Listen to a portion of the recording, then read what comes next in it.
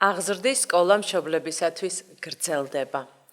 პირველ რიგში მინდა ძალიან დიდი მადლობა გადავუხადო ჩვენს თითოეულ მაყურებლებს. მადლობა თქვენ, რადგან სოციალურ ქსელში სულ რაღაცა თვეზე მეტია, რაც ვარსებობთ და 2 მილიონს გაცდა ნახვების რიცხვი. ეს ნიშნავს, რომ გააზრებული მშობლობა ძალიან საინტერესო რამ არის და მშობლები რეალურად ინტერესდებიან იმით, თუ რა გააკეთონ, რა მოიმოქმედონ, რა შეისწავლონ იმისთვის, რომ უკეთესი მშობლები იყვნენ თავიანთი შვილებისთვის, რაც ძალიან სასიხარულო ფაქტია. ჩვენი მაყურებლების რიცხვი გაცილებით მაღალია ვიდრე გამომწერების. ამიტომ ჩემო ძვირფასებო, მე მინდა გთხოვოთ, არ დაგავიწყდეთ, გამოიწერეთ არხი და თქვენი ეს ინტერესი სწორედ გამოწერებში დააფიქსიროთ, რადგან ჩვენთვის ეს ძალიან მნიშვნელოვანია. დღეს ჩვენ საუბრობთ ძალიან საინტერესო თემაზე, როგორიც არის საკვები, კვებითი ჩვევები, რომელიც ბავშვობაში ყალიბდება ხოლმე და შემდეგ მთელი ცხოვრება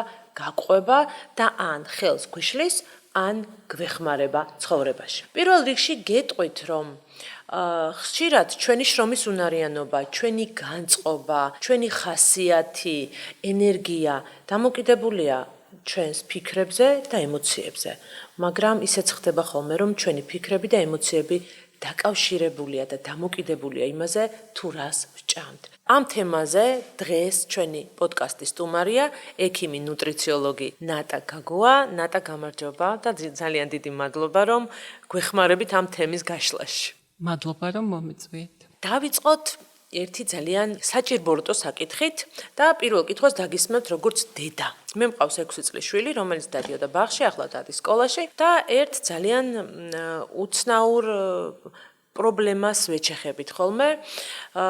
ბავშვებს თავიანთი მშობლები, კეთილი გულღია მშობლები ატანენ ხოლმე ტკბილეულს მთელი კლასისთვის, ძალიან ხშირად არის ასე. დიდი მადლობა ამ მშობლებს, პირველ რიგში მინდა გადაუხადო, რომ უმადურებაში არ ჩამეთვალოს, თუმცა ჩვენს ოჯახში ტკბილეულის ჭამა არის შეზღუდული მინიმუმამდე და ჩემ შულს სულ აქვს დანაკლისის განცდა, რომ ბავშვები რაღაცას ჭამენ და მისთვის არ შეიძლება. თუ გადავხედავთ ტრადიციას, როდესაც მივდივართ ხოლმე სტუმრად, იქ სადაც არიან ბავშვები, მართებულია ბევრი ტკბილეული წავიღოთ. მე მინდა რომ დავამსხვრიოთ ეს მითი, რომ ბავშვისთვის ბევრი ტკბილეული მაინდა-მაინც ძალიან სასარგებლოა და შეიძლება მის სიხარულს განაპირობებდეს და ამ თემაზე ვისაუბროთ.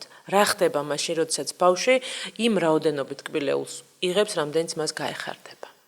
ზოგადად ბავშვი ტკბილის მოყვარულია, იმიტომ რომ ეს არის ჩვენი ემპირიული მონაცემი, ჩვენ ადრე საუკუნეების წინ, როდესაც პირველად გამოჩნდა რაღაც ტკბილი პროდუქტები, ხილი და ასე შემდეგ, ტკბილი ყოველთვის იყო სიმშვიდესთან ასოცირებული. პირველად ბავშვს აქვს შეხება დედის რძესთან, ყველა საუკეთესო შემთხვევაში და დედის რძეც ტკბილია. ამიტომ სიტკბო და სიმშვიდე რაღაც ერთად შემოდის ბავშვის სხეულში და ეს ქვეცნობიერში ილექება. ამას გარდა ყველაზე უფრო ბავშვს, რომელიც მოძრავია, აქტიურია, ჭირდება გლუკოზა, ფრუქტოზა და ამიტომ ენერგიას ზოგავს ორგანიზმი და როდესაც ასარჩევად აქვს საქმე, ყოველთვის ტკბილს ირჩევს, იმიტომ რომ მას ჭირდება მუდმივი ენერგია. და შემდეგ უკვე ჩვევაში გადადის ეს. და აქედან იწყება უკვე თავის ტკივილი. ეს არის წყალებში თავის ტკივილი. თავის ტკივილი მშობლისთვისაც და როდესაც გაიზრდება ბავშვის ჯანმრთელობაც უკვე სავალალო მდგომარეობაშია, თუ უკონტროლოდ აძლევენ ტკბილს. რა არის ის დოზა მინიმუმი, რომელიც შეიძლება ბავშვმა მიიღოს? შეგვიძლია ასე გამოვყოთ, თუ მაინც ინდივიდუალურია? დოზა ინდივიდუალურია, მაგრამ დოზა უნდა იყოს აუცილებლად პედიატრთან შეთანხმებული, თუ მშობლები ახალგაზრდებია და ვერ ერკვევიან კარგად, იმიტომ რომ ნახშირწყლები ეს არ არის მარტო ენერგიის წყალო. ეს შეიძლება იყოს ბავშვის ჭირვეულობის მიზეზი, შეიძლება იყოს უძილობის მიზეზი, შეიძლება იყოს კუჭქვეშა ჯირკვლის გადატვირთვა. ამას გარდა ფლორა ჩვენი მეორე ტვინი იკვებება ამ ნახშირწყლებით და ეს პათოლოგიური ფლორის გამრავლების მიზეზიც იყოს. ეგრეთ წოდებული პარაზიტები, რომელიც ჩვენ ასე მარტივად არ უნდა შევხედოთ ამას, რომ ბავშვი ითხოვს და ამიტომ პატარაა, ეს უნდა იყოს როგორ გააზრებული გასაგებული, იცით, აი როგორც ვირჩევთ სკოლას, როგორც ვირჩევთ რომელ პედაგოგთან ვიაროს, აი ისე უნდა იყოს გააზრებული დედის და მამის მხრიდან, ან იმ ადამიანის მხრიდან, ვინც ბავშვს ამ დროს დის, რა შემადგენლობისაა ესა თუ ის პროდუქტი და კერძი. ძალიან საინტერესო თემაა და ჩვენი გამომწერები ძირითადად გააზრებული მშობლები არიან და დარწმუნებული ვარ, მათთვის ძალიან ბევრ საინტერესოს მოისმენენ დღეს და აი მე მაგიდაზე დღეს მაქვს აი სხვადასხვა ტიპის ორცხობილები, რომელიც არის საბავშვო და კონკრეტულად ბრენდს არ აქვს მნიშვნელობა, იმიტომ რომ ფაქტობრივად ძალიან ბევრი ორცხობილის გარეკანზე არსებული შემადგენლობა, რომელიც ძალიან პატარა ასოებით წერია, მე გადავწყვიტე გამერკვია, წამეკითხა. კომპეტენცია არ მყოფნებს იმაში, რომ თითოეული ნივთიერების შემადგენლობა ვიცოდე, ამიტომ გადავიღე ფოტო და ხელოვნური ინტელექტის მეშვეობით ChatGPT-ს დავეკითხე, თუ რას წარმოადგენდნენ ეს ნივთიერებები, რომელიც განთავსებულია ისეთი ბავშვის ორცხობილებზეც, რომელიც ასოცირდება ჩვენი ბავშვობიდან, აი თვეებიდან რო ვიცით და ყველაზე უსაფრთხო რო გგონია. რაღაც თავზარი დამეცა. ისეთი ნივთიერებები აღმოვაჩინე ამ ორცხობილებში და ამ წუთში მე მინდა რომ მშობლებს გადავაბაროთ ეს პასუხისგებლობა, უпростоრად მივცეთ საშუალება რომ მათ ეს პასუხისგებლობა აიღონ, რადგან მწარმოებელმა მაშინ მოიხსნა პასუხისგებლობა, როცა დააწერა ამ ეს ნივთიერებების ჩამონათვალი, არავინ არ გვატყილებს და წერია რას შეიცავს ესა თუ ის პეჩენია, მაგრამ ჩვენი ამოცანაა რომ გააზრებულად წავიკითხოთ, შევხედოთ და ავირჩიოთ ეს ყველაფერი.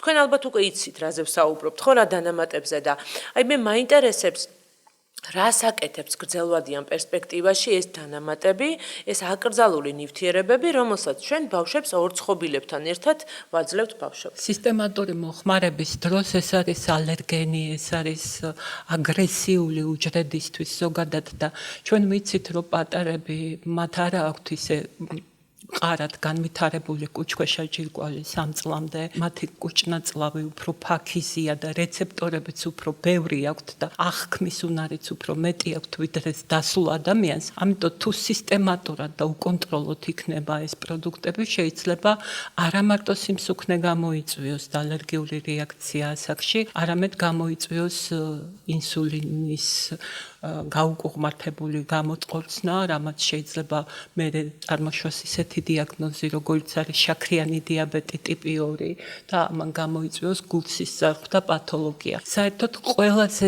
დიდი საჩუქარი, რაც შვილს შეიძლება მშობლებმა გაუკეთოს, ეს სახში მოამზადონ ყველაფერი, რაც მათ ჭირდებათ, ანუ ბავშვებს. ეს არ არის დაკარგული დრო, ეს არის ყველაზე დიდი ინვესტიცია, რომელიც დაუფასდებათ შემდეგ. იმიტომ რომ ცოდნისა და განათლების გარდა ბავშვს ჭირდება ჯანმრთელობა, რაც უნდა ნიჭიერი იყოს შვილები, თუ ის არ არის ჯანმრთელი, მათი, ანუ ბავშვების ცოდნა არ მოხმარდებათ მათ რეალიზაციაში. ამიტომ არც ერთი წუთი, რომელსაც თქვენ სამზარეულოში გაატარებთ ბავშვის საუზმისთვის ან სადილისთვის ან აღშმისთვის არ იქნება დაუფასებელი. ხო, მე ვიცი რომ ყველა ასე არ ფიქრობს, თუმცა ვინც ასე ფიქრობს, გამოყევით, ხო, გავაგრძელოთ მსჯელობა და მოგატორებიც არ არის ესეთი ყოველთვის მშობლები ეძებს შვილებისთვის საუკეთესო ფქვილს, საუკეთესო ცხიმს. სამწუხაროდ მზა პროდუქციაში ამის ფუფუნება ხშირად ფუფუნება არ არის. არც ზეთი არ კონტროლდება, არც ის ემულგატორების რაოდენობა, რომელიც უამრავია და ჩვენ ვიცით, რომ ზოგი ძალიან საშიშია და ეს არ არის დამალული ინფორმაცია. და ამიტომა მე ვფიქრობ, რომ დღეს ძალიან ხშირია ბავშვებში ალერგიული რეაქცია და აგრეთვე ხშირია, რომ აი პატარა ბავშვიც კი უცილობას უჩივის, დილით იღვიძებს ძალიან უმწევ მდგომარეობაში, ჭირდება საუზმე, ითხოვს რაღაცა კონკრეტულს, ეს ყველაფერი შეიძლება კვებით იყოს გამოწვეული. აი როცა ბავშვი იღვიძებს და ზოგადად უნდა ისაუზმოს თუ არა ბავშვმა. აი ეს კითხვა მაქვს მე თქვენთან, როგორ ფიქრობთ თქვენ? მე ვიცი რომ სხვადასხვა არსებობს. ბავშვმა უნდა ისაუზმოს, მაგრამ იცით როგორ არის 2 წლიდან ბავშვს ჩვენ უნდა მივცეთ იმის საშუალება, რომ ის იყოს თანამონაწილე. დედის ფუნქციაა ის, რომ გადაწყვიტოს, როდის, რა და როგორ აჭამოს, მაგრამ ბავშვმა უნდა გააკეთოს არჩევანი, ამიტომ ყოველთვის კარგია თუ შევთავაზებთ ჩვენ 2 ან 3 კერძიდან, რომელი უნდა ერთი წინასწარ. შემდეგ ასევე კარგია თუ ბავშვს ვაცლით გამოღვიძებას, რომ ის თვითონვე იყოს უკვე ცნობიერ მდგომარეობაში, რომ მოითხოვოს ესა თუ ის პროდუქტი, ან მიიღოს მონაწილეობა დედასთან ერთად, თუნდაც აი დავუშვათ კარაქი გადაუსვას პურს, რამდენადაც ეს შეუძლია. იმიტომ რომ ბავშვი, როდესაც მონაწილეობს პროცესში, ის მერე ამას თამაშივით აღიქვამს. ამას გარდა ძალიან უყვარს ბავშვებს ფერადი საუზმეები, ანუ თუ იქნება ფერები, მაგალითად წითელი, ნარინჯისფერი, მწვანე და ეს რაღაც თუ ვიზუალი ანუ აინტერესებს, არის ბავშვები, რომელიც გართულება აქვთ ვიზუალზე, უნდა გააფორმოს თავისებურად. ამის საშუალებას ჩვენ თუ ვაძლევთ ბავშვს, ეს ძალიან კარგია, იმიტომ რომ მას აქვს თვითრეგულაცია დანაყრების და ის უკვე ინტუიციურ კვებას იწყებს დაბადებიდანვე, რაც მერე უკვე გამორიცხულია დიდი შრომის გარეშე ვისწავლოთ. ანუ ის შეიძლება დატოვოს 1 ლუკმა ან 2 ლუკმა, ამიტომ არ უნდა იყოს ეს დასჯადი. ან შეიძლება რაღაცა შეწყვიტოს და მოითხოვოს სხვა პროდუქტი, რომელიც ასევე მაგიდაზეა და უნდა იყოს საშუალება, რომ გაასინჯოთ, თუ არ გინდათ ბოლომდე მიირთვას, გაასინჯოთ მაინც. ბავშვი ასე ეცნობა სამყაროს. საკვები ბავშვისთვის არის ტექსტი და ის ამ ტექსტს კითხულობს და თუ ჩვენ მუდმივად ვამოხრუჭებთ ბავშვს, მაშინ ის კარგავს საკუთარ თავში წმენას და აი გარედან ნაკარნახევი, ანუ მართვადი ხდება და უფრო დიდ პრობლემებს ავკიდებთ, ვიდრე ჩვეულებრივ საკვების აკრძალვიდან გონია, რომ ვაკეთებთ. იმიტომ რომ ეს არის სამყაროსთან კავშირი ბავშვისთვის კვება. და ამას არ უნდა შეუშალოთ ხელი. ზოგადად დედის დამოკიდებულება თითეული პროცესისადმი, რომელსაც ბავშვი გადის, მათ შორის კვებისადმი, ხო? ისევ იქ მოვედით, რომ ძალიან მნიშვნელოვანია და დედა, როდესაც თავისი მოსაგვარებელი საკითხებით დიდწილად არის გართული და ბავშვს რაღაცაებს უბრალოდ ინსტინქტის დონეზე ელემენტარულს უკეთებს, ეს არასოდეს არ არის საკმარისი იმისთვის, რომ ბავშვი ემოციურად მდგრადი გაიზარდოს. ბავშვს ჭირდება ჩართულობა. ეხლა თქვენ რომ საუზმეს ხწერდით, თან წითელი ფერი, როგორც ვიცი, მადას აღვიძებს, ხო? დიახ, მადასაც აღვიძებს. აი მაგალითად, არის ბავშვები, რომლებსაც უნდათ სტაფილო, აი მზის სხივებად დაულაგო. ჩვენ გვყავს ოჯახში ერთ-ერთი, ასეთი რომ რაღაცა ეს ამ ეთამაშება ამ ფერებს და თუ ისე დაილაგა, მერე უფრო ჭამს. მეორეს ჭირდება უფრო ტექსტურა, აი იყოს რაღაცა სხვა და შეხება უყვართ ბავშვებს. არასოდეს არ აუგზავნოთ, თუ მოდის და პროდუქტებს ეხება. სწავლობს ბავშვი, ეს იგივეა, რაც ჩვენ შევწყვიტოთ რაღაც ძალიან საინტერესო ინფორმაციის წყარო გადაუკეტოთ. ამით ბავშვი კარგავს ბევრ რამეს შემდეგ და ნუ მივიღებთ ისე, რომ ეს პროცესი არის რაღაც პარალელური. აი ძალიან ხშირად მინახავს სამწუხაროდ, რომ დედა აძლევს მობილურს და ამ დროს აჭმევს. ეს ბავშვი უკვე აქ გაორება ხდება. ჩვენ უნდა ვკითხოთ. დავაინტერესოთ, აი მაგალითად რა გემოა, რომ ბავშვმა აღიქვას, რომ ეს არის ტკბილი, ეს არის მჟავე. თან ბავშვი ისეთი ფაქიზი რეცეპტორები აქვს, რომ რატო არ უყვარს ბოსტნეული ხანდახან. ესეც უნდა ვკითხოთ, იმიტომ რომ ჩვენთვის მაგალითად თუ ბროკოლი არის ჩვეულებრივად ასეთი ბოსტნეული, რომელიც წვნიანია და ბავშვისთვის შეიძლება ის მწარე იყოს. ამიტომ ბავშვი რომ უარს ამბობს ამა თუ იმ ბოსტნეულზე ვკითხოთ, იქნებ მას ემწარება მისი ფაქიზი რეცეპტორების გამო და საერთოდ არ ჭირვეულობს, ობიექტურად ამბობს უარს. საერთოდ 2-დან 6 წლამდე აქვთ შიში ახალი პროდუქტის მიმართ პატარებს. ყველას არა, მაგრამ უმრავლესობას. და გვჭირდება 15-ჯერ, 18-ჯერ მივაწოდოთ უნდა სხვადასხვანაირად მომზადებული, რომ შევაყვაროთ. აი მაგალითად სტაფილო უმად არა, ხო? შეიძლება არაჟამთან ერთად მიირთვას. თუ არაჟამთან ერთად ჰაერღუმელში გამომცხვარი მიირთვას, თუ არა და დაუბლენდეროთ და სმუზი გაუკეთოთ. ანუ ძალიან მესმის მშობლისთვის ეს ახლა მოსასმენად რა რთულია, მაგრამ ეს მისი შვილის მომავალია. ამიტომ ჩვენ ასე უნდა შევაყვაროთ ბავშვს პროდუქტი. აი ნევნელა ერთხელვარი არ ნიშნავს, რომ ეს ბავშვი არ შეიყვარებს ამ პროდუქტს. ეს არის რთული, მაგრამ აუცილებელი. თქვენ რასაც ახლა ყვებით, მე ვერ ვიტყოდი, რომ ეს არის მხოლოდ პროდუქტის შეყვარება. ეს არის შვილთან ემოციური კავშირის დამყარება და ეს არის სწორედ გააზრებული მშობლობა. ნუ ალბათ ის რომ ბავშვს მართლა იმიტომ ხო არ ვაჩვენთ, რომ სიბერეში ჭიქა წყალი მოგვიტანოს, ანუ ეს ხო არ არის მისი მისია ცალფა. როდესაც ვართ მშობელი და მით უმეტეს ვიაზრებთ ამ პასუხისგებლობას, ვიაზრებთ ემოციური კავშირის აუცილებლობას, რომლის გარეშეც ბავშვი უბედური იზრდება.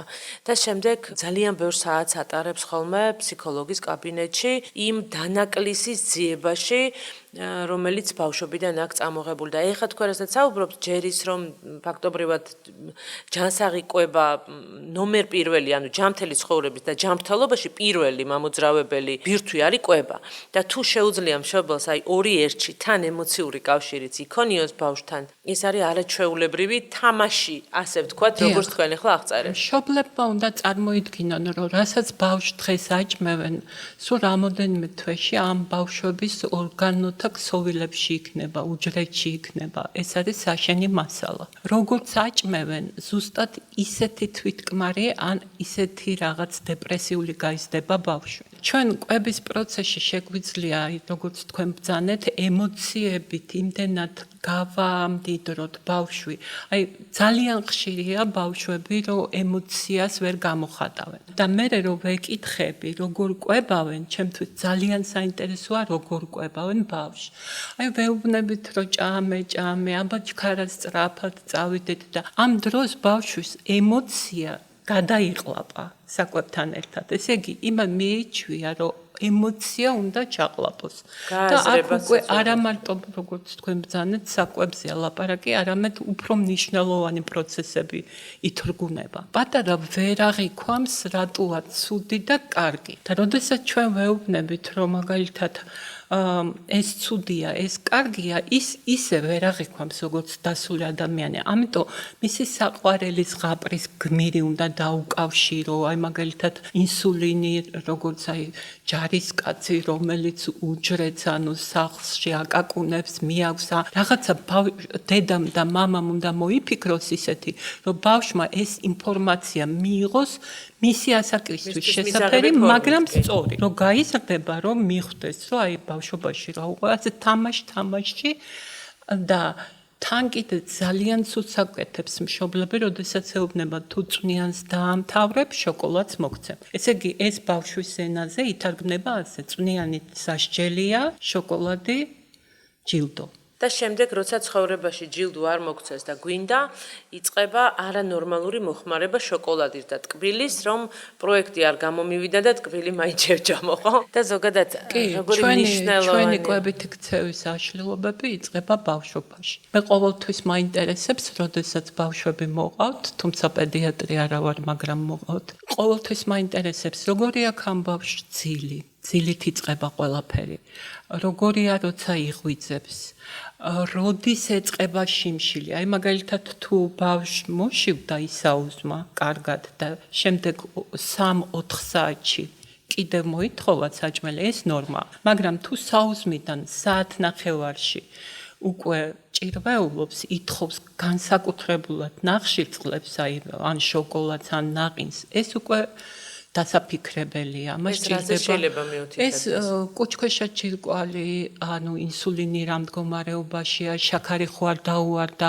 ბავშვი შეიძლება ჭირვეულობს, მაგრამ ყოველთვის ახსნის პრობლემა არ იყოს. შეიძლება მას მართლა დაუვარდა შაქარი, იმიტომ რომ ინსულინი გამოიყო და ცუდად გრძნობს თავს. ამიტომ მშობელმა უნდა იცოდეს, რა არის ფიზიოლოგიური შიმშილი და რა არის ემოციური შიმშილი. როგორ განვასხვაოთ ეს? აი ფიზიოლოგიური შიმშილი არის ის, რომ თუ ბავშვი კარგად გამოიკვება, 3-4 საათი არ უნდა შეიოდეს. ის თავისუფლად უნდა იყოს თავისი ამბებით და არც გაიხსენოს საკვები. პრინციპში დიდიც. დიდიც, მაგრამ ბავშვი მით უმეტეს. ამას გარდა ჩვენ უნდა მივაქციოთ ყურადღება, ღებულობს თუ არა წყალს და არა სითხეს. წყალს თუ ღებულობს ბავშვი ადეკვატურად. როგორი აქვს კუჭის მოქმედება და როგორი აქვს შარდვის რაოდენობა. ეს ბავშვი ვერ გააკონტროლებს, მშობელმა უნდა გააკონტროლოს, ხო? შემდეგ გადის დრო და ჩვენ ვაკვირდებით როგორ ჭამს, ხარბად ჭამს, მშვიდად ჭამს. აი, თუნდაც შაბათ-კვირას, როცა დედაა სახლში, თუნდაც ვინც ზდის იმას, რომ თხოვონ, რაღაცა კვების დღიურიც რო აწარმოონ, აი, რას აკეთებს ბავშვი. როდისაა ყველაზე უმწვავ მდგომარეობაში და ითხოვს დაჟინებით კონკრეტულ ნახშირწყლებს. თუ მაგალითად ბავშვი ნამდვილად შია, ანუ ფიზიოლოგიური შიმშილია, ის გთანხმდება ყველაფერზე, ვაშლზეც, სადილზეც, ხორცზეც, ანუ არ ჭირვეულობს, იმ დროს მართლაშია და ამიტომ თუ იწყებს, არა ნაყინი უნდა, არა შოკოლადით ნაყინი და არა ვანილით, ანუ აი ეს უკვე ემოციური შიმშილს ჩამოგავს, ანუ ემოციურს, ანუ აი ცრუ შიმშილს ვეძახით. შემდეგ კიდე აი უცაბედი რაღაცა ისტერიული მოთხოვნა ძალიან გავს აი ესეთ სრულ შიმშილს. როდესაც ადამიანი ნელ-ნელა ამბობს, რომ დავიღალე, პატარაც ხო ამბობს, რომ დავიღალე, რაღაცა მიწვება, რაღაცა ფიზიკურ ჩივილებს შეიძლება კუჭთან მიიდოს ხელი, ეს უკვე შიმშილია, ფიზიოლოგიური. და ნაყრდება და უკეთესი ხასიათი აქვს, როგორც კი ფიზიოლოგიური და შეიძლება აი ამ ცრუ შიმშილზე ერთმა მაგალითად ნამცხვარმა კიდევ გამოიწვიოს უფრო დიდი სურვილი მეორე ნაჭრის და მერე კიდე რაღაცა ჟავე მოუნდეს, მერე ჩიფსები მოუნდეს და ასე დაუსრულებლელ მანკიერ წრეზე იაროს და ხანდახან არის იმდენად ჭირვეულობს ბავშვი და ისე არაადეკვატური რეაქცია აქვს, რომ ეშინია თუ ამ დროს არ არის მშობელთან და მზად არიან ყველაფერი მისცენ, ოღონდ დამშვიდეს. სამწუხაროდ მე ხშირად მყავს ბავშვები ჭარბიწონით, რომელთა მშობლებიც არ ცხოვრობენ საქართველოში და დროებით მუშაობენ. აი, რამდენად ეს ყვება უკავშირდება დისტრესს. მშობელი გაემგზავრა და ბავშვები, აი ასეთი ბავშვების რაოდენობა სამწუხაროდ წლიდან წლამდე იზრდება. თან ემიგრანტები ბევრი ყავს ჩვენ და სამწუხაროდ. აი ის სიყვარული, რაც დედისგან მოდიოდა, ხლა ხდება ჩანაცვლება ნახშირწყლებით. ამიტომაც არის თუ ხდება ნახშირწყლების შეზღუდვა, მივდივართ დეპრესიამდე, იმიტომ რომ მაგრამ ბავშვი ძალიან ხშირად ეს ნახშირწყალზე უფრო უნდა ან მიიქციოს ყურადღება, ერთი არის რომ ამით იქცევს ყურადღებას, რომ ცუდად იქცევა, ოჯახის წევრები იძულებული არიან ბავშვს მიაქციონ ყურადღება. ან მეორე ითხოვს სიყვარულს და ალებს. და სხვანაირად ვერ ამბობს. პატარაა და ვერ გამოხატავს და იქ შეიძლება დედამ უბრალოდ ჩაიხუტოს, კითხოს, ჩაყლეს, გადაატანინოს ყურადღება და საერთოდ დაავიწყდეს ის, რომ ნაყინია მაცივარში. ანუ ჩვენ გქონდა ესეთი წინა პოდკასტში, როდესაც ბავშვი ჭირვეულობს და მშობლებს ზოგჯერ უნდებათ ხოლმე, რომ ხელიც კი აწიონ ბავშვზე, დარტყმის ნაცვლად ჩახუტება იყო ჩვენი ესეთი მოწოდება, რომელიც ძალიან კარგად მუშაობს და ეხა უკვე როდესაც ბავშვს ზედმეტი ტკბილი უნდა, მაშინაც კი შეიძლება ჩახუტებით გავანეიდრავოთ.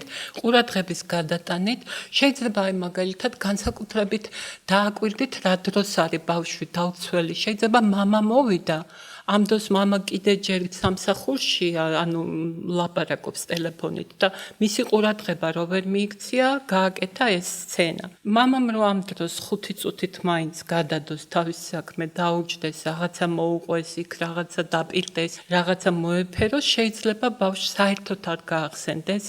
ბავშვი ხო მანიპულატორია და ძალიან კარგი ფსიქოლოგია.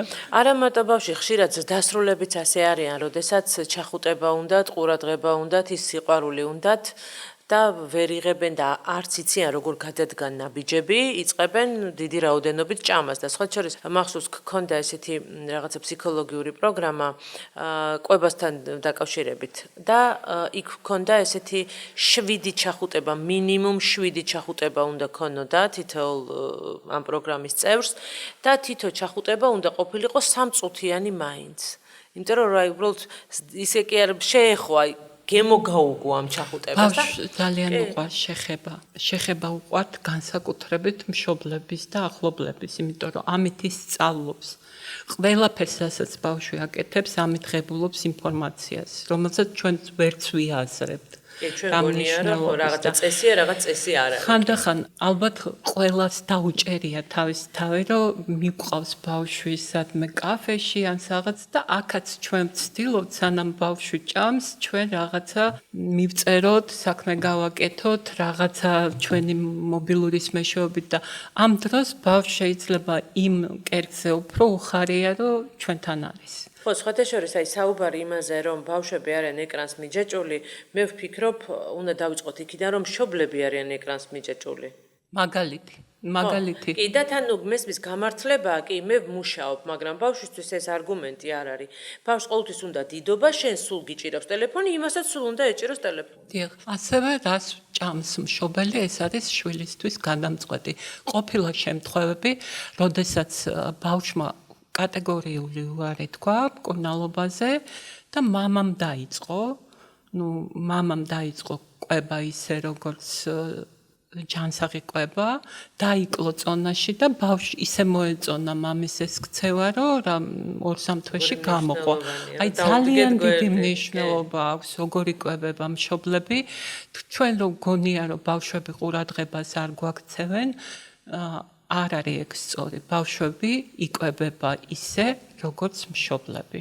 ნატა, მე მინდა იდეალური საუზმე ან იდეალური დღის რაციონი, რომ გავაჟღეროთ, აი, იმიტომ რომ ის მითი, რომ ტკბილი ფაფა უნდა აჭამო რაღაც რძით და აუცილებლად ეს საკმარისია და ზევიდან კარაქიანი პური ტკბილი ჩაით დააყოლებინო, ეს უკვე 21 საუკუნეში გავიაზრეთ, რომ ეს ასე არ არის. რა არის იდეალური საუზმე და თქვენის ნებართვით ამ იდეალურ საუზმეს ცალკეც გავიტან სოციალურ გვერდზე, რომ ვისაც აინტერესებს და ვისაც აქვს სურვილი და პრეტენზია, რომ მაქსიმუმი გააკეთოს თავის შვილისთვის, კონდეს საშუალება, რომ მარტივად ამოწეროს.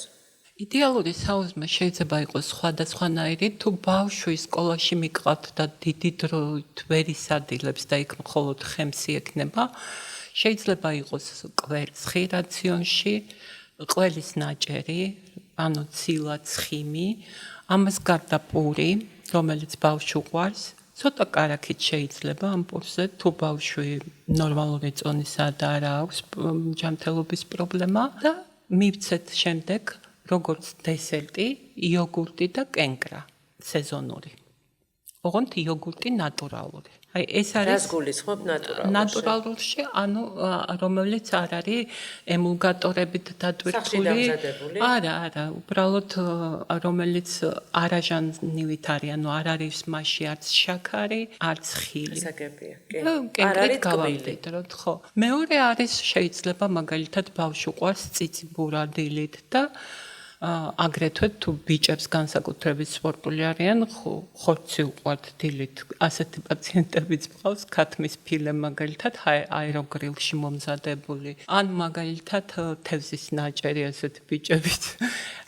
სულ თუ ბავშვი სახლშია და არ უნდა არაფერი და ჭირვეულობსო ჯერ არშია, შეიძლება დავიწყოთ ან გაწურული მაწონით და კენკრით, ან სახლში მომზადებული ორცხობილათი, რომ მერე ხემსი იყოს ძალიან მარტივად და მოკლე დროში შეიძლება მივცეთ.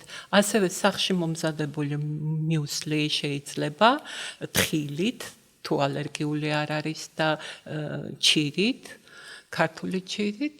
ესე მრავალფეროვანი შეიძლება იყოს საუზმე. რამდენად სასარგებლოა უზმოზე ხილით დაწყება დღის? იცით რა, ბავშვებისთვის ახლა თუ ზაფხულია და კენკრა უყვარს და ძის ნაწარმთან ვაძლევთ, არ არის ცუდი.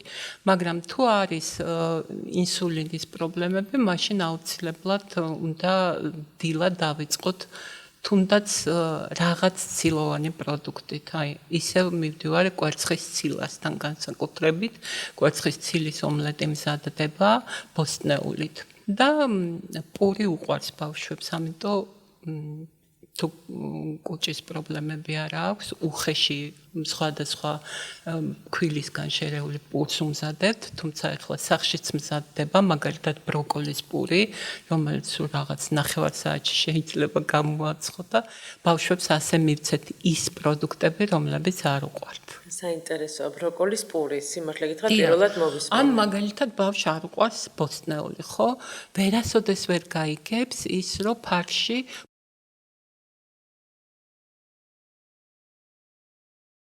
შეიძლება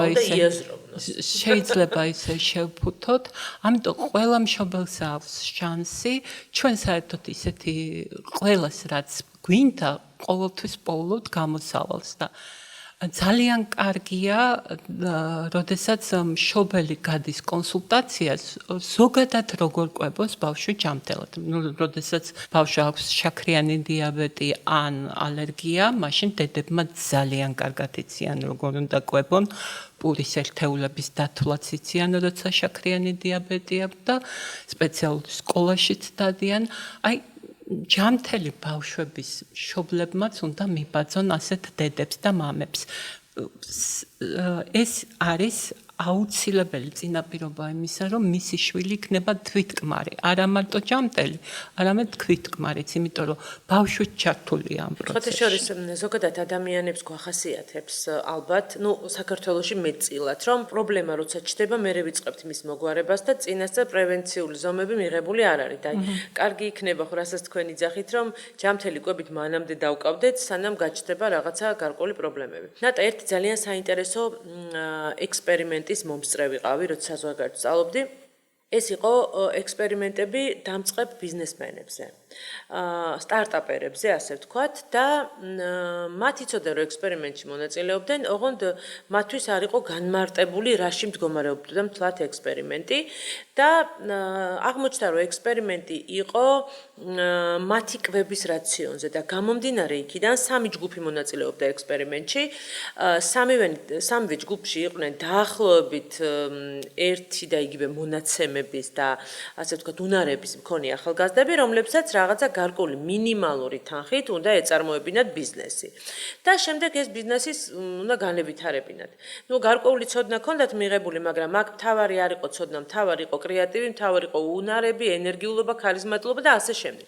საინტერესო ის არის, რომ ის კვებას აღმოჩნდა, რომ ჰქონდა ძალიან დიდი როლი. იმიტომ რომ ის ადამიანები, რომლებსაც ჯანსაღად ყვებავდნენ, თავისი ამინომჟავებით, აბსოლუტურად ყველა დანამატის დაცვით, რაც უნდა მიიღოს ადამიანის ორგანიზმმა, ძალიან დიდ წილად გაასწრეს თავიანთ ორ სხვა ჯგუფს, რომლებსაც ძალიან კარგი მონაცემები ჰქონდათ, მაგრამ საკვები ჰქონდათ fast food-ი და ჩვეულებრივი საკვები, ისეთი ყურადღებას არ ვაქცევთ და რომ მივირთმევთ ხოლმე. გეთანხმებით, იმიტომ რომ კვების ინსტიტუტში არაერთხელ ტარდებოდა ასეთი სხვადასხვა ჯგუფების ბავშვებში, მაგალითად შტატებში ჩატარდა ერთ-ერთი სკოლა, გადააქციეს ესე ჯანსაღი კვების ობიექტად მე ვიტყოდი, სადაც იყო მხოლოდ ჯანსაღი საკვები და ბავშვების გონებრივი შესაძლებლობები წლის ბოლოს იყო გაცილებით უკეთესი და საოცარი შედეგები დადეს, იმიტომ რომ როდესაც მე მაგალითად მშობელი როდესაც მოდის, მეუბნება რომ იცით რა, მე ვერაფერს ვერ შევცვლი, იქნებ უბრალოდ მითხრათ რა როდის ვაჭამო, იმიტომ რომ ამას კიდე რო შევმცირო რაციონი, 8 წლის ბავშვი იყო ლაპარაკი. არაფრით არ გამომყვება. და ჩვენ გადავალაგეთ ნახშირწყლები უფრო დღის პირველ ნახევარში, უფრო როდესაც ბავშვიც აქტიურია და 6 საათის შემდეგ უფრო ცილოვანი და მწვანე ფერის ბოსტნეული. ბავშვმა დაიწყო ნორმალური ძილი. ასე რაღაც 10 დღის შემდეგ ბებიამ დამირეკა, რომ ბავშვი უკვე ნორმალურად ძინავს, თუმცა მანამდე სხვადასხვა საშუალებებითაც კი ვერ აძინებდნენ. ეს არის ბუნებრივი, აქ არანაირი რაღაცა საოცრება არ არის, რომ ნახშირწყალი, მაგალითად, დედა რო ძილის წინ ბავშვს ხილის წვენს მისცემს, ან გაზი ან ტკბილს ასმელს, ის ბავშვი მე რა დააძინებს. ჩათვალეთ, რომ ძალიან დიდი ენერგია აქვს და ბავშვი საერთოდ შეიძლება ცუდად გახდეს დააწვინო ამ დროს. ამას გარდა მე უკვე სმენადიც ხდება, იცით, რომ გამოიძინებს კარგად, ისე აღარ ჭირვეულობს. უკვე შეგიძლია აუხსნა, მოგისმინოს, გაანალიზოს და ამიტომ მოყვება და ასე ნაბიჯ უკვე ჩვენ შევამცირეთ ნელ-ნელა ნახშირწყლები. ზუსტად ესეთი ექსპერიმენტები ტარდებოდა, როდესაც შეუძლებელია უცებ ამოიღო რაციონიდან ტკბილი, ნელ-ნელა ვამცირებდით და უკვე იმ ემოციას აღარ აკეთებდა ბმას საკვებთან, აი ესეთი ჯგუფები და ყოველთვის გონებაზე მოქმედებს, იმიტომ რომ არის ასე დანისლული ტვინი. ანუ ნისლიანი ტვინი, როდესაც ბავშვი ბევრ ნახშირწყლებს ღებულობს და განსაკუთრებით სწოდავენ სკოლებში, როცა უკონტროლოდ ყიდიან ნახშირწყლებს, ისე რომ მშობლებსაც არ ეკითხებიან და ბავშვები მერე გაკვეთილზე შედიან და მასწავლებელი ითხოვს მათგან სიწყნარეს, სიმშვიდეს, ეს შეუძლებელია. ძალიან საინტერესოა მე მინდა ხა იმ მშობლებს მიმართო, ვინც სკოლაში ტკბილს ატანს ბავშვს, ხო? ან იქვე ყიდულობენ.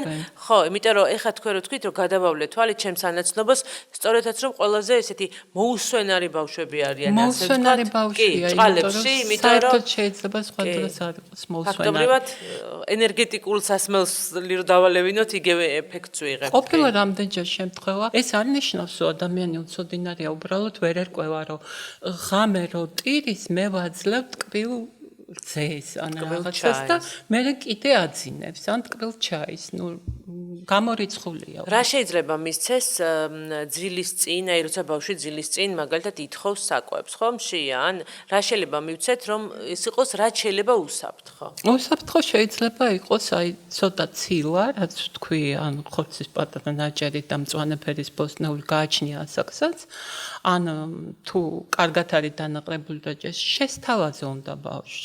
რაღაც ისეთი, რაც მართლა მოუტანს მაგალითად კვერცხის ცილებს მოგიხარშავ დაუშვათ და მოგცემ კიტას, გაგითლი კიტას. თუ ბავშვი ამბობს, რომ არა, მშობელი ეუბნება მშვიდად, ისე რომ არ ნერვიულობს, რომ იცი რა, ჩვენ ასე შევთანხმდით.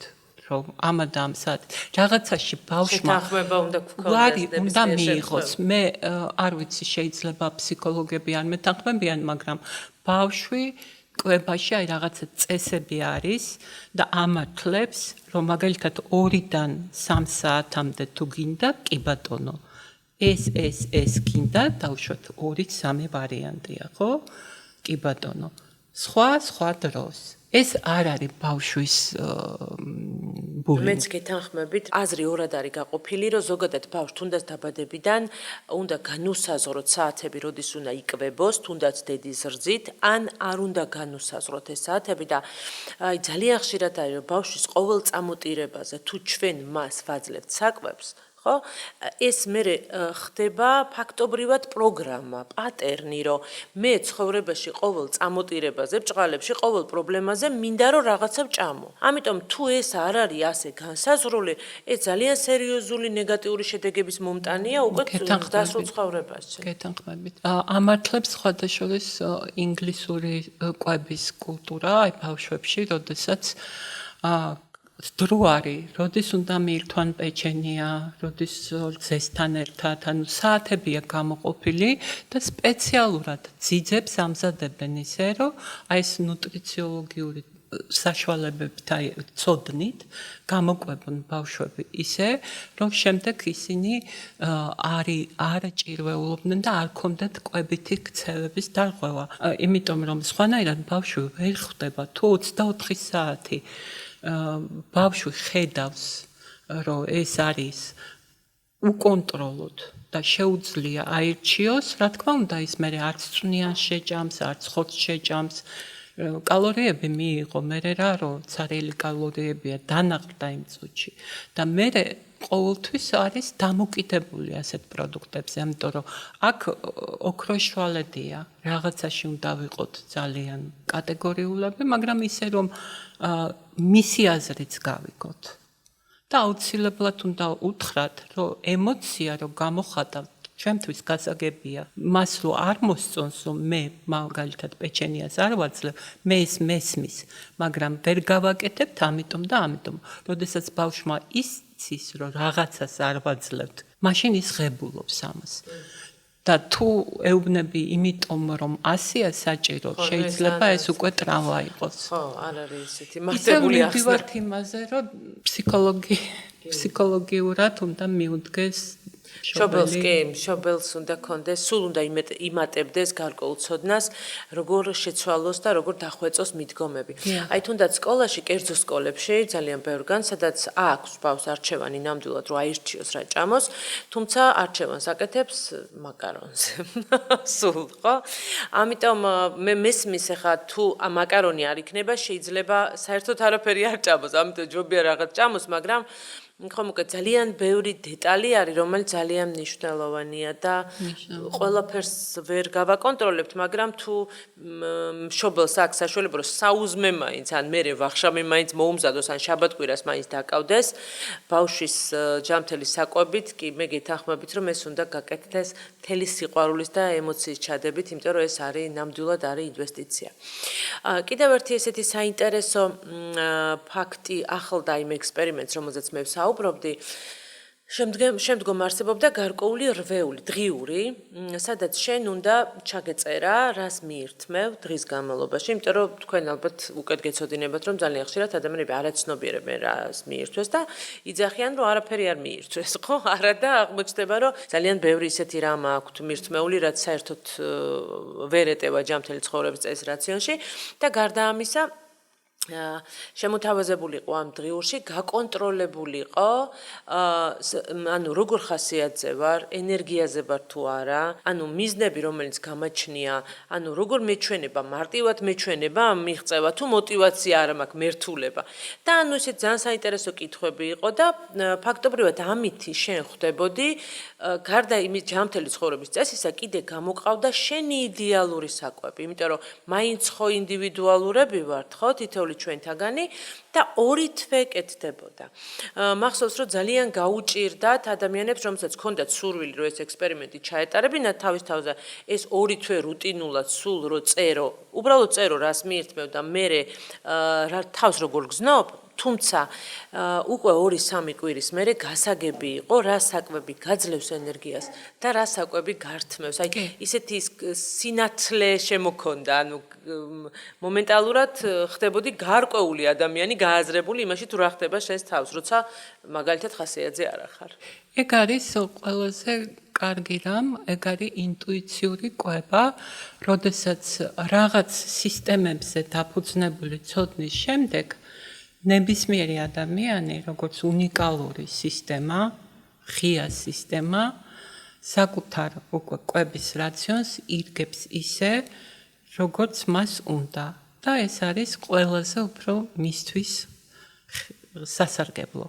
აი მაგალითად ადამიანები, ვინც მეტნაკლებად ერკვევა ნუტრიციოლოგიაში, ზუსტად იციან გონებრივი შრომის დროს რა კერძი დაეხმარება, ან რა პროდუქტი დაეხმარება, ფიზიკური შრომის დროს რა ჭირდება, თუ გძელვადიანი რაღაც გადაფრენა აქვს, როგორ უნდა გამოიკვებოს, რომ მერე იქ თვითმფრინავის სალონში უსარგებლო საკვები არ მიიღოს. ეს არის უკვე ერთეულების ხვედრი. ეს უკვე თვით ზრუნვასთან მივდივარ. ჩვენ როცა ჩვენ აღვიქვავთ საკუთარ სხეულს რაღაც უნიკალურ მექანიზმს, რომელსაც უნდა მოვუაროთ. დიახ, და ძალიან კარგად იციან, არის ასეთი არაერთი მინახავს, აი ჩემ კოლეგებში, რომლებმაც ზუსტად იციან, რომ ეხლა უნდა ოპერაცია გააკეთოს, რომელიც გაგრძელდება მინიმუმ 5 საათი და როგორი უნდა იყოს მისი საუზმე, რომ ამას ყველაფერს გაუძლოს მოწოდების სიმაღლეზე. ეს არის ინტუიციური კვება, რომელიც მე მაგალითად ვინატრებდი, რომ ყველა ადამიანმა ისწავლოს. ეს არის პრევენცია.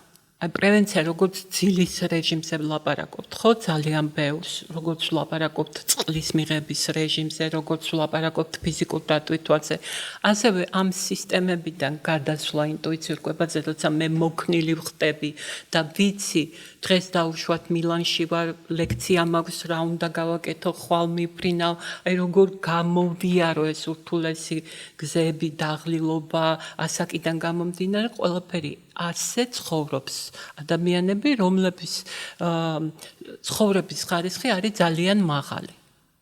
ძალიან მაღალი და ეს არ არის აღმოჩენა მარტო ჩემი, ამაზე უკვე წიგნები იწერება, ამაზე ლაპარაკობენ მეცნიერები, ამაზე ლაპარაკობს ექიმები და ყველაზე უფრო ხშირად ჩვენ ნუტრიციოლოგები.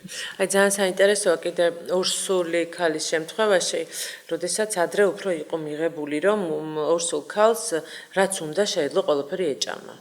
და თუ ასე ვთქვათ, ეს ინტუიცია არ აქვს განვითარებული, ხო? რომელიც ზუსტად გეუბნება რა ჭირდება შენ ორგანიზმს. ის ორსულობაში არ აქვს განვითარებული, ხო?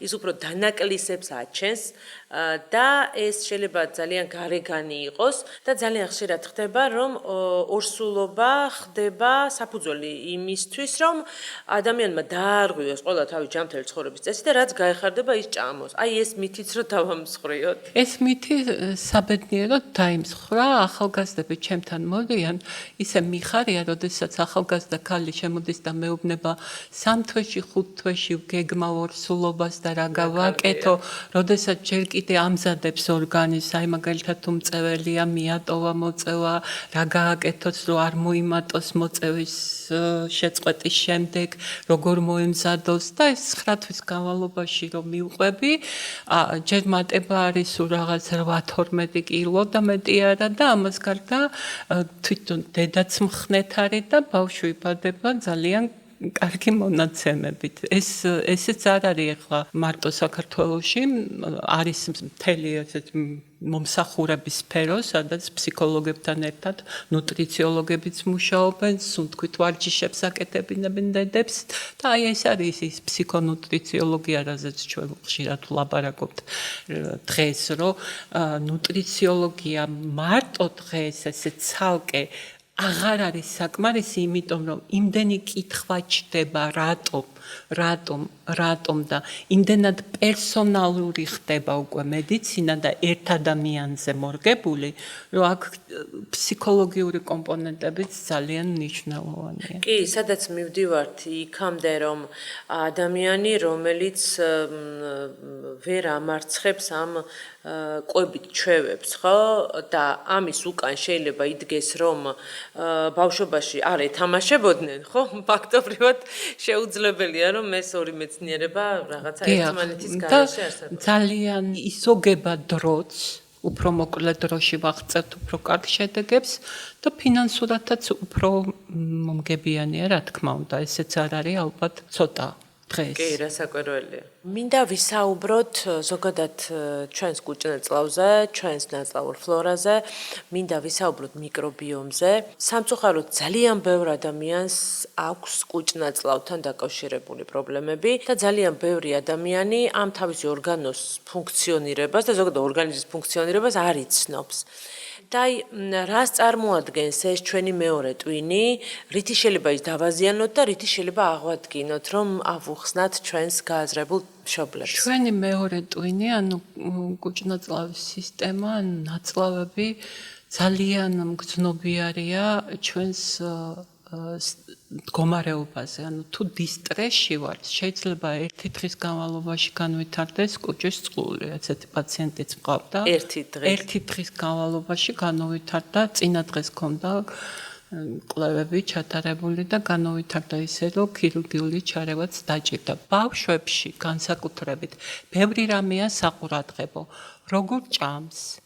თუ ყლაპავს ჰაერს, როდესაც იკვებება, ესე ძალიან მნიშვნელოვანია. ზოგი ბავშვი ემოციურად ლაპარაკობს, ან რაღაცას გამოხატავს თავის ემოციებს და იმ დროს ყლაპავს. ამ დროს შეიძლება შებერილობა მხოლოდ იმიტომ კონდეს, რომ ბევრი ჰაერი გადაყლაპა.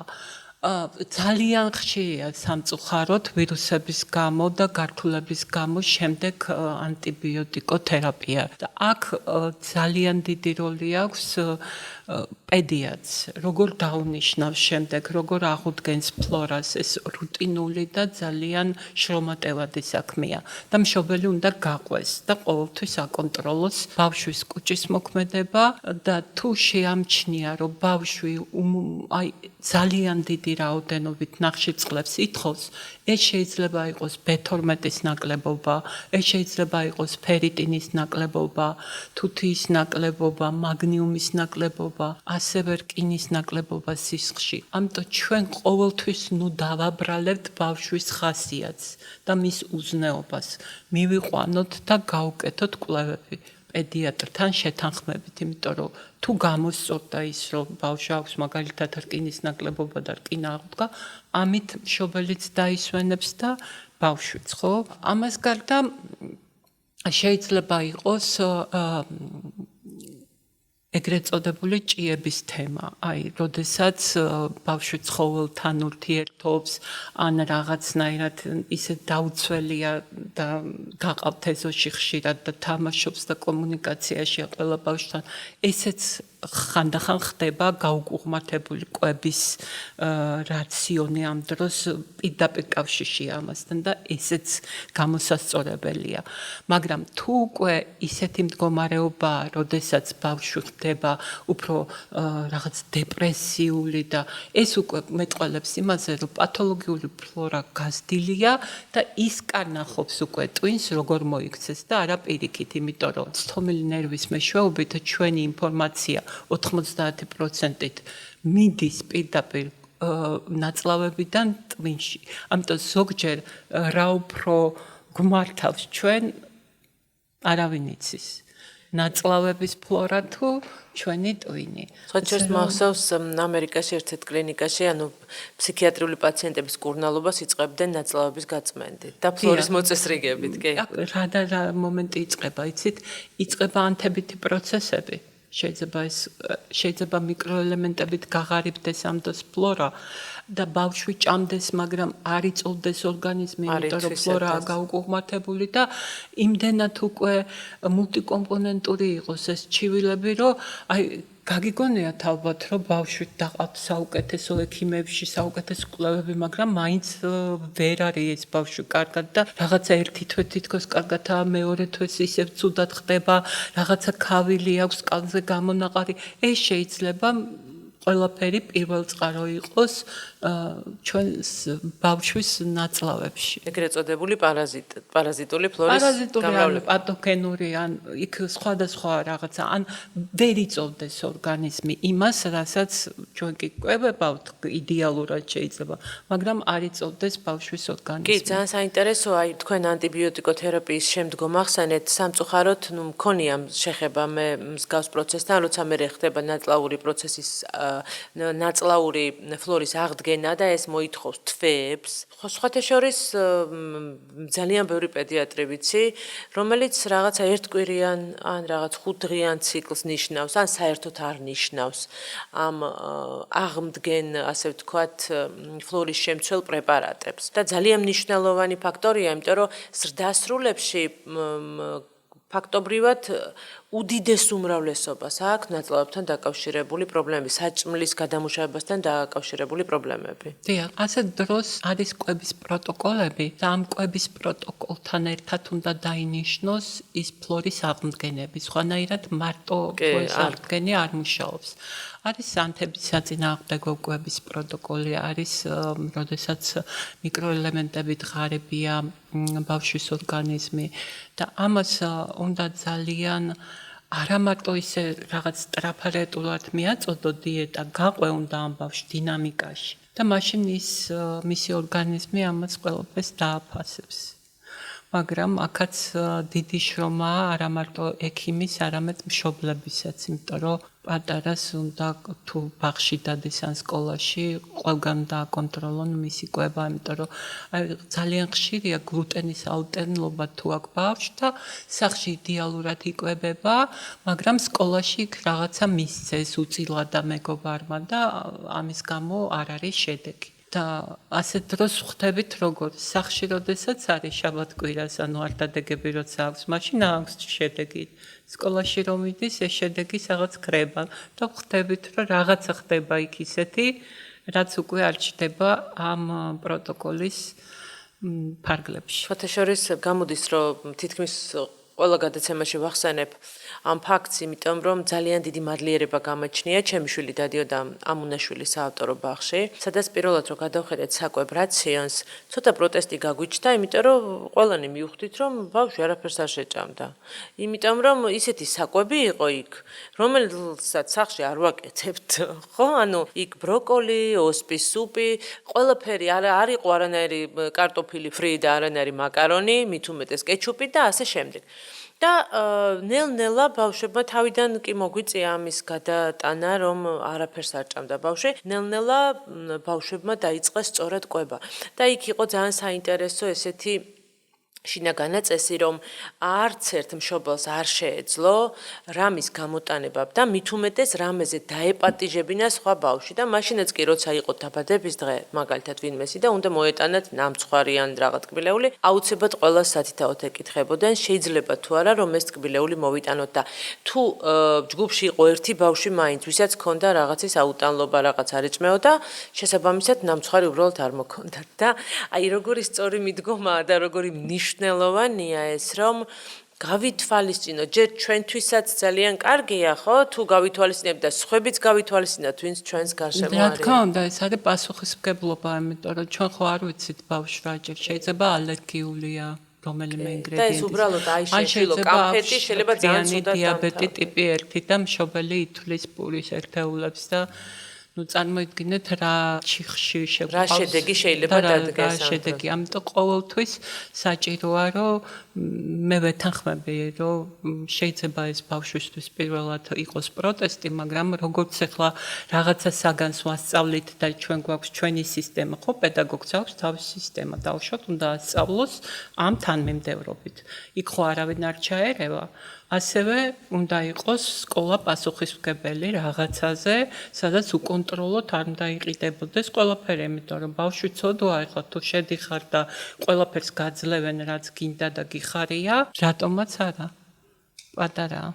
ჩვენ უნდა წავიდეთ ბოლოსკენ ჩვენი გადაცემის, მე ვფიქრობ ძალიან საინტერესო და სასარგებლო საუბარი გამოგვივიდა, კიდევ ერთხელ თანხმდებით იმაზე, რომ მშობლობა, მით უმეტეს გააზრებული მშობლობა არის უდიდესი შრომა. მე ვიტყოდი დაუფასებელი შრომა და ალბათ დაფასებას არც უნდა ველოდოთ, დაფასება არის ჩვენს მიერ გაზრდილი და ჯანმრთელი ბავშვი. ეს უნდა იყოს ჩვენთვის საკმარისი. მე მინდა დიდი მადლობა გითხრათ თქვენ მობრძანებისთვის, საინტერესო დიალოგისთვის. მინდა გავაჟღერო ერთი ინფორმაცია, თუ თქვენ გაქვთ სურვილი, გაახდეთ ჩვენი პოდკასტის სპონსორი ან მხარდამჭერი.